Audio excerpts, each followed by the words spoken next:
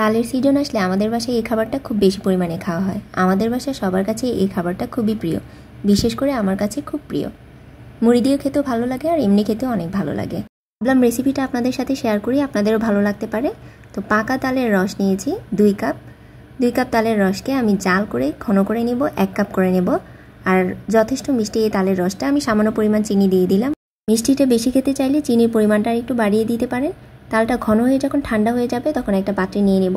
আর সেই সাথে নিয়ে নিচ্ছি 1/2 কাপ কোরানো নারকেল, ফ্রেশ কোরানো নারকেলটা নেবেন অবশ্যই। আর এখানে দিয়ে দিচ্ছি 2 থেকে 3 টেবিল চামচ গুঁড়া দুধ।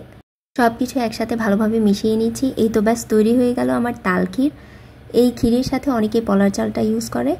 সামান্য পলার চাল দিয়ে এই তাল ক্ষীরটা তৈরি করলে তালের যে স্ট্রং ফ্লেভারটা সেটা কিন্তু আর থাকে না। আর এভাবে তাল ক্ষীরটা খেয়ে দেখতে পারেন, স্বাদে গ্রানে একেবারে মুগ্ধ হয়ে যাবেন। 1 চামচ তালের রসের সাথে মুড়ি দিয়ে খেলে শুধু খেতেই থাকবেন।